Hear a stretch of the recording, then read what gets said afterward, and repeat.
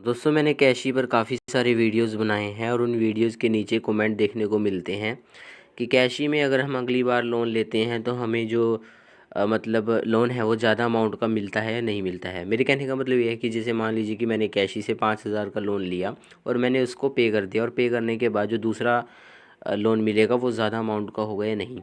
तो देखिए मैं सबसे पहले आपको बता दूं कि कैश ही दो प्रकार के लोन हमें प्रोवाइड करता है। एक है लोन मतलब एक है कैश लोन और एक दूसरा होता है क्रेडिट लाइन। कैश लोन और क्रेडिट लाइन में फ़र्क होता है।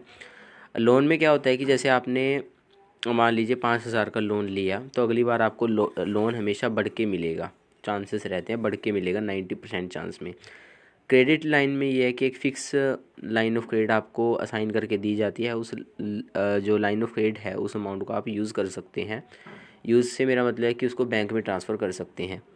तो अब मैं क्रेडिट जो ये कैशी है इससे पिछले 1 साल से जुड़ा हुआ हूँ और यहाँ पर मुझे जो क्रेडिट लाइन मिली थी वो मिली थी 5,000 रुपये की।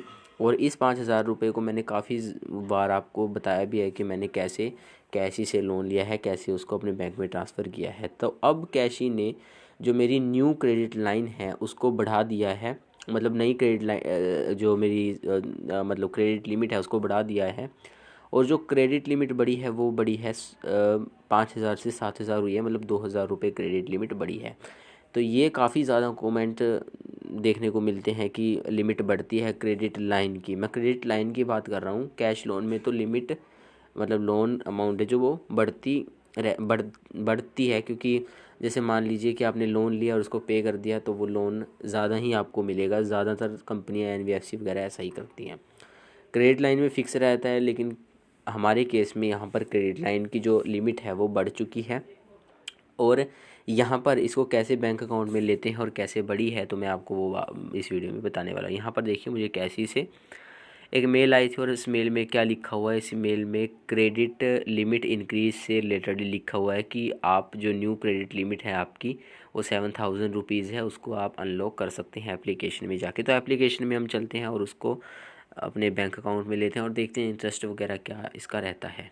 तो यहाँ पे देखिए मैं कैशी में आ चुका हूँ और कैशी में आने के बाद यहाँ पर अवेलेबल जो क्रेडिट है वो है 7,000 रुपीज़। यहाँ पर मैंने जो ईएमआई है वो सारी पे कर दी थी, मतलब जो 5,000 मैं लेता था अपने बैंक अकाउंट में उसको मैंने पे कर दिया था। और वो पे करने के बाद न्यू क्रेडिट लिमिट यहाँ पर असाइन हुई है जो हुई है 7,000 रुपीज़। इसको हम ले सकते हैं।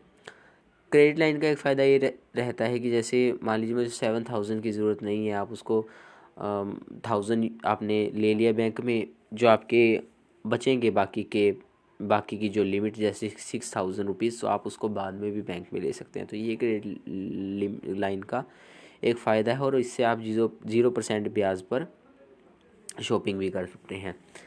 खैर हम इसको अप्लाई नाउ पर क्लिक कर देते हैं और देखते हैं अप्लाई करने पर हमें क्या क्या जो प्रोसेस है वो देखने को मिलता है। यहाँ पर देखिए ऑफिशियल ईमेल वेरिफिकेशन के लिए बोल रहा है।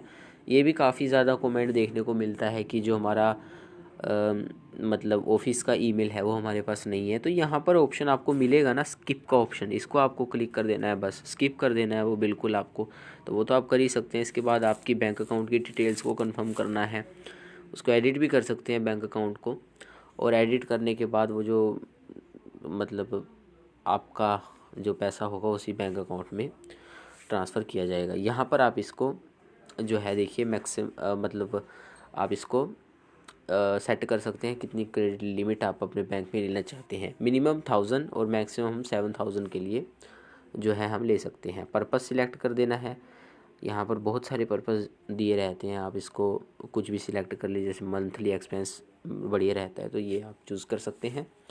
अब देखिए मैं आपको दिखा देता हूँ कि यहाँ पर हमें कितनी अमाउंट हमारे बैंक में मिलेगी और कितनी ईएमआई हमें पे करनी होगी।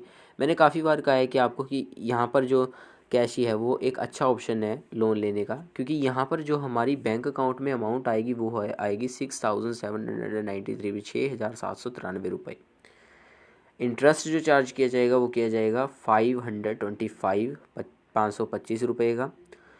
और प्रोसेसिंग फ़ीस 175 और जीएसटी 32 रुपये। टोटल लोन अमाउंट हमारी 7,000 की रहेगी, जिसे हमें 3 ईएमआईज़ में पे करना है। मतलब 3 मंथ का टेन्योर हमें देखने को मिल रहा है।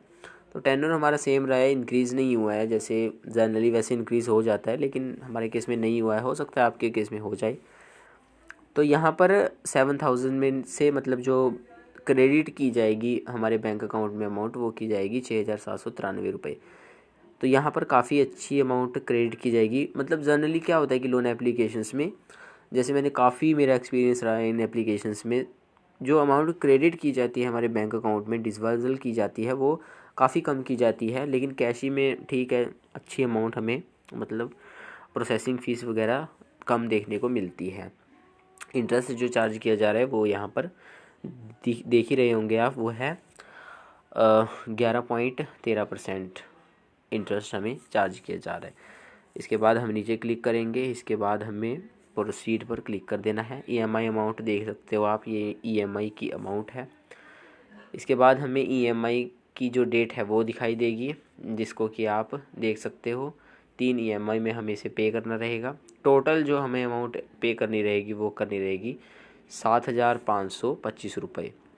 तो 7,525 रुपये हमें पे करनी रहेगी, और जो हमारे बैंक में आएगी वो आएगी 6,700 मतलब 93 रुपये हमारे बैंक अकाउंट में आएंगे। तो इसका मतलब ये है कि हमें जो पे करना है वो करना है हमें ये 732 रुपये हमें टोटल जो एक्स्ट्रा है जो पे करने हैं। तो इतना तो देखिए बनता ही है, किसी भी लोन एप्लीकेशन से अगर आप लोन लेंगे तो वो इतना तो इंटरेस्ट आपसे चार्ज करेंगे। इसके बाद कंफर्म करेंगे डिटेल्स को। इसके बाद हमें यहाँ पर अपना नेम टाइप करना रहता है, ये एक तरह से हमारा साइन हो जाता है। इसके बाद हमें प्रोसीड पर क्लिक करना है। प्रोसीड पर क्लिक करने के बाद यहाँ पर एक बार फिर से वेरीफाई करेंगे हम अपने जो नेम है उसको।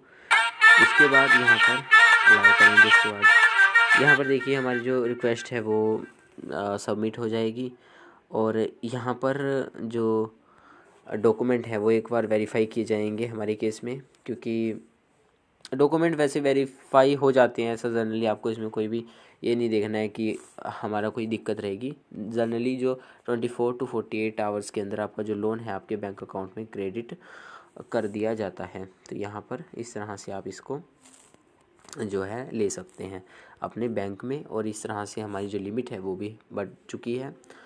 तो इस तरह से ये पूरा प्रोसेस रहता है। इस एप्लीकेशन से रिलेटेड कोई और क्वेश्चन आपका रहता है तो आप नीचे कमेंट सेक्शन में पूछ सकते हो। बस इतना करने के बाद ये 24 से 48 घंटे लगते हैं इसको बैंक अकाउंट में ट्रांसफ़र होने में।